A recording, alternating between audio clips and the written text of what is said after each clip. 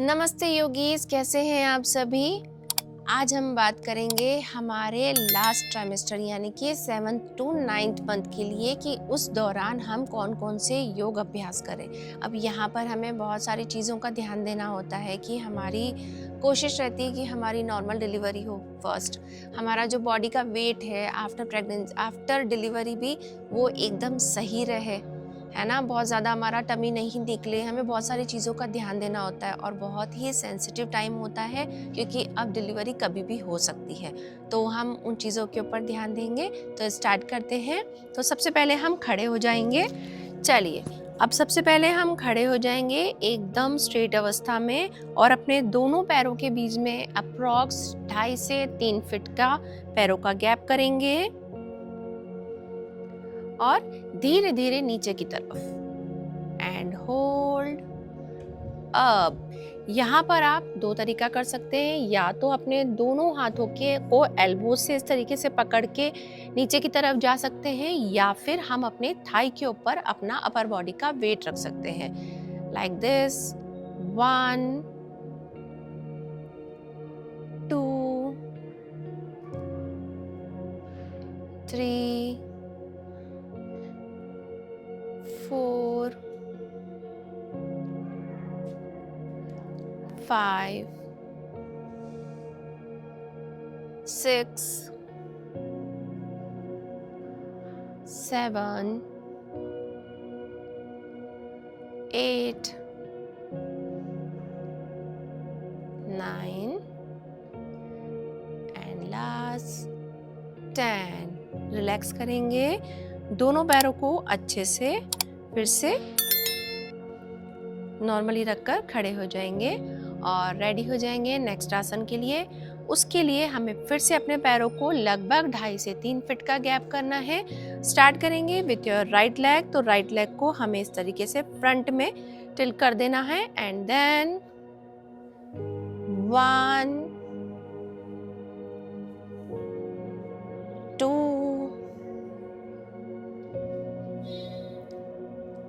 3 4 5 6 7 8 9 10 and relax.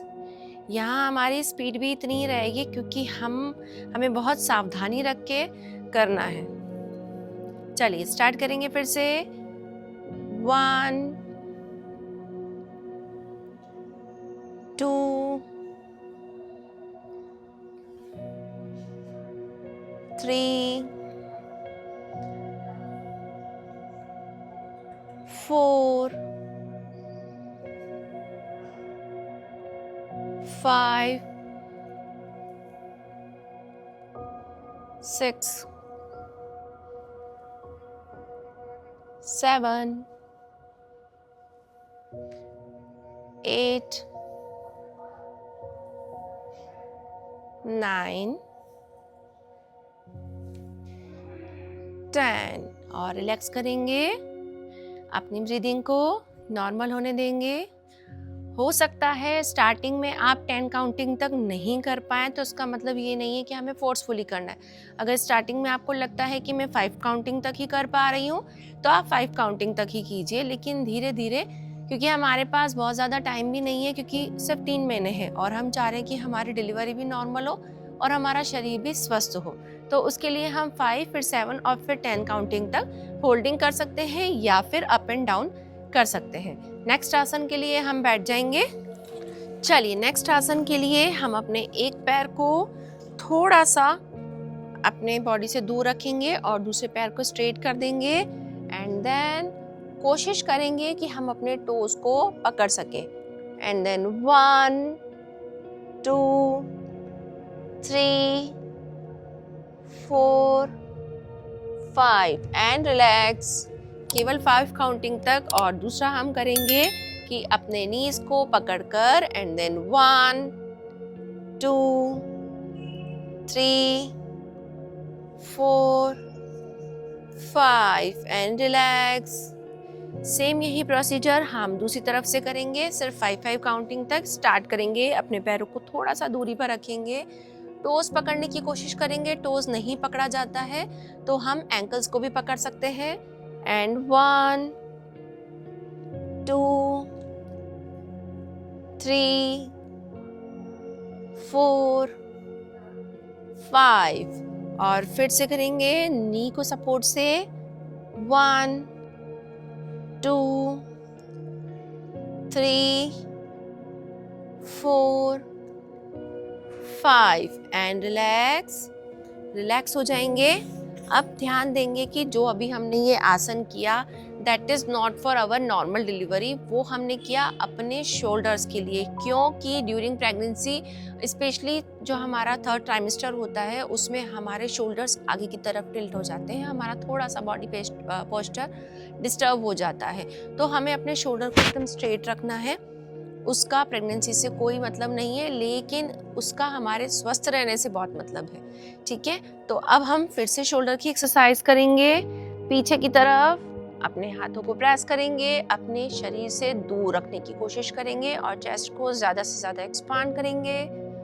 1 2 3 4 5 6 7 8 9 10 and relax.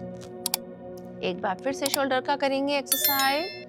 10 9 8 7 6 5 4 3 2 1 and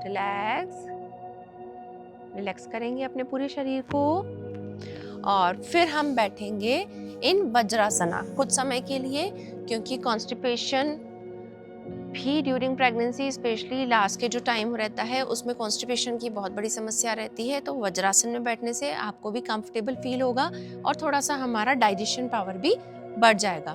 तो counting करेंगे 1 2 3 4 5 6 7 8 9 10 relax.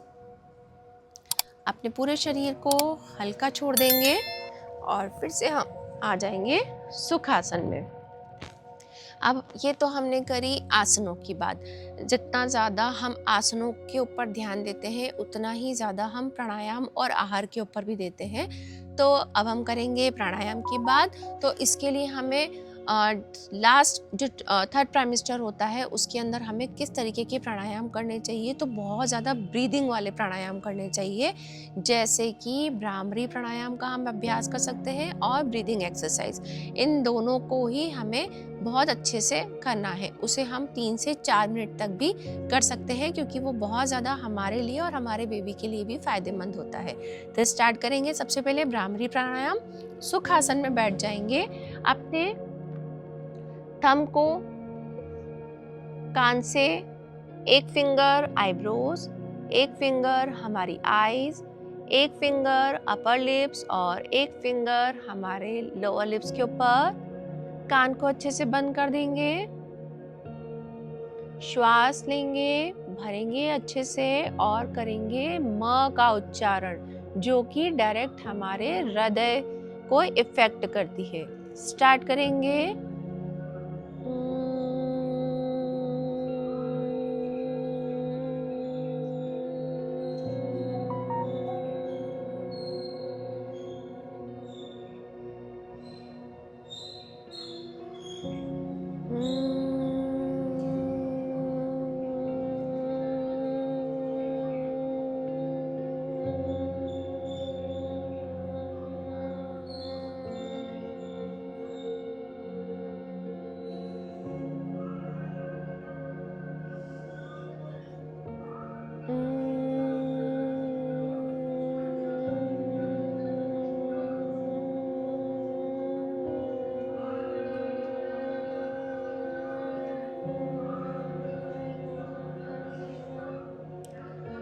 And relax.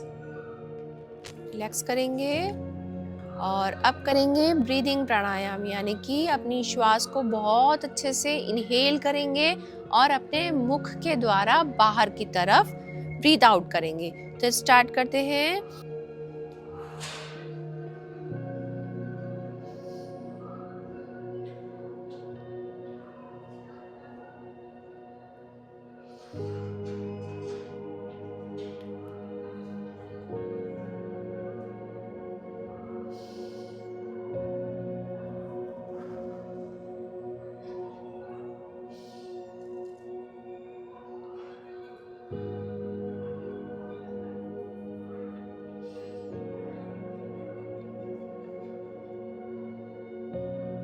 And relax. अपनी breathing को नॉर्मल करेंगे और धीरे से अपनी आंखें खोल देंगे। अब ये आसनों का अभ्यास, सूक्ष्म व्यायाम, प्राणायाम का अभ्यास हम कब कब करें, तो आप दिन में 2 बार कर सकते हैं, एक दिन के सुबह के टाइम पे और एक रात को सोने से पहले। दूसरी चीज़, अगर आप कैपेबल नहीं हैं, अगर हमें लगता है कि नहीं हमें बहुत ज़्यादा थकावट हो रही है, तो आप इसे मॉर्निंग में भी कर सकते हैं, ताकि हमारा 24 घंटे का सर्कल अच्छे से हम एनर्जेटिक निकाल पाएंगे। आप जब भी योग अभ्यास करें तो साथ में गायत्री मंत्र का जाप, ओम चैंटिंग या फिर आपके इष्ट के बारे में सोचें और उन्हें चलाएं। आप मोबाइल पे चला सकते हैं, स्पीकर्स पे चला सकते हैं, आपको बहुत ज़्यादा सुख की अनुभूति होगी। और जैसा कि हमने बात करी कि लास्ट ट्राइमेस्टर है, यानी कि 7 to 9 मंथ है, तो आप वॉकिंग कीजिए, उससे भी हमें बहुत ज़्यादा फ़ायदा होता है। डॉक्टर्स के जितने भी डाइट चार्ट हैं उन्हें फॉलो कीजिए। कोल्ड ड्रिंक अवॉइड कीजिए, क्योंकि इस टाइम पर कोल्ड ड्रिंक पीने की बहुत ज़्यादा इच्छा होती है, पर वो हमारे लिए, हमें पता होता है अच्छा नहीं है, लेकिन यहाँ पर हम इसे स्किप करें। यहाँ पर हमें मन भरने की भी ज़रूरत नहीं है और नहीं इसे पेट भरने की ज़रूरत है, क्योंकि ये हमारे लिए बहुत ज़्यादा नुकसानदायक है। पानी पीते रहिए, अपने आप को डिहाइड्रेट मत कीजिए, बहुत अच्छा आहार लीजिए, सब कुछ खाइए। और आज के लिए केवल इतना ही। इसके अलावा अगर आपको गर्भावस्था से रिलेटेड किसी भी प्रकार की कोई क्वेश्चन पूछना है या किसी भी तरीके की कोई क्वेरी है, तो आप कमेंट में बता सकते हैं, हमें व्हाट्सएप पे पूछ सकते हैं, इंस्टा पे डीएम कर सकते हैं। और अगर इसके अलावा भी आप अपना पर्सनली कुछ पूछना चाहते हैं योग से रिलेटेड, तो हमने यूट्यूब पर अपलोड करके रखा है, आपको पूरा प्रोसीजर डिस्क्रिप्शन में मिल जाएगा कि आप किस तरीके से 1 on 1 हमसे ऑनलाइन मिल सकते हैं। तो आज के लिए केवल इतना ही। आप अपनी गर्भावस्था की जर्नी को अच्छे से एंजॉय कीजिए, स्वस्थ रहिए, खुश रहिए, मस्त रहिए। धन्यवाद।